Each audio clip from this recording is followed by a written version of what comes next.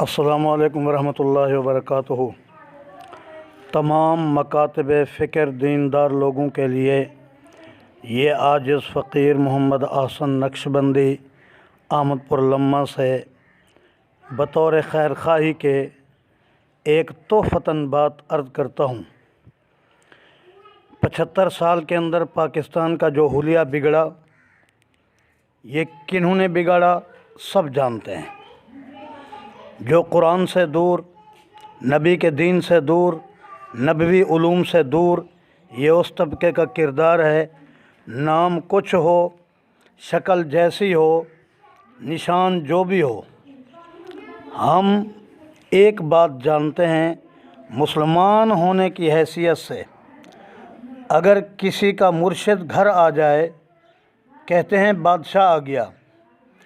کسی کے سامنے قرآن پیش کیا جائے، کہتے ہیں قرآن آ گیا، قتل بھی معاف، سب سلو۔ میں تمام حضرات سے عرض کرتا ہوں، اگر دین والوں نے، علماء نے کوئی قصور آپ کا کیا بھی ہے تو ادھر سے قرآن پاک والے ہیں، ادھر سے ختم نبوت والے ہیں، ادھر سے صحابہ کرام کی عظمت والے ہیں۔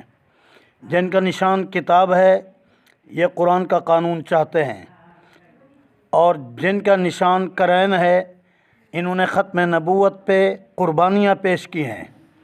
یہ رسول اللہ صلی اللہ علیہ وسلم کی عزت کے لیے ووٹ مانگ رہے ہیں۔ اور استری نشان کے علماء، انہوں نے صحابہ کی عظمت پر قربانیاں دی ہیں۔ ہم کسی تنظیم کا حصہ نہیں ہیں، ہم نقشبندی فقیر ہیں۔ اللہ اور اس کے رسول کو خوش کرنے کے لیے اپنے ساتھیوں کو بات سمجھ آئے تو میں یہ شرح صدر کے ساتھ عرض کر رہا ہوں، اگر کوئی آدمی کتاب پہ مہر لگائے، قرآن پہ مہر لگائے، استری پہ مہر لگائے، جہاں ان تینوں میں سے کوئی نشان نہ ہو، پھر وہ آپ کا اپنا مسئلہ ہے۔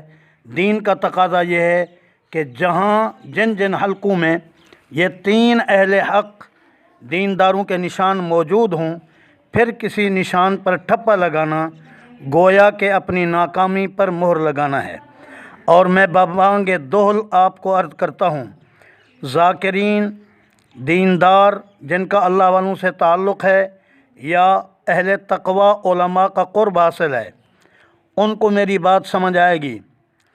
آپ کا کوئی دیرینہ مسئلہ، مثلاً حرمین شریفین کی زیارت، خواب میں رسول اللہ صلی اللہ علیہ وسلم کا دیدار، ایسی کوئی عظیم تمنا اگر آج تک آپ کی پوری نہیں ہوئی، آپ ان تین نشانوں میں سے کسی نشان پہ اس نیت سے مہر لگائیں، اگر وہ آپ کی تمنا پوری نہ ہو تو یہ فقیر آپ کے پاؤں پہ ہاتھ رکھ کے معافی مانگے گا۔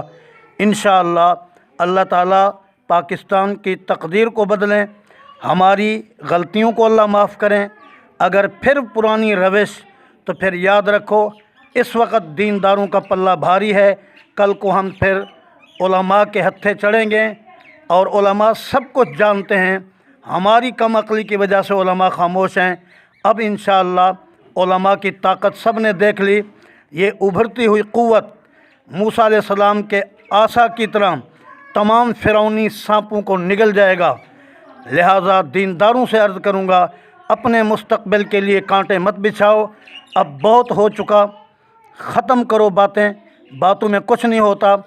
چند ٹکوں کے پیچھے تو ایک کنجری بھی اپنی عزت دے دیتی ہے۔ تمہارے ایمان کا مسئلہ ہے۔ میں نے کسی کو گالی نہیں دی، میں نے شیطان کو گالی دی ہے، اور شیطان ہی اللہ کی نافرمانی کرواتا ہے۔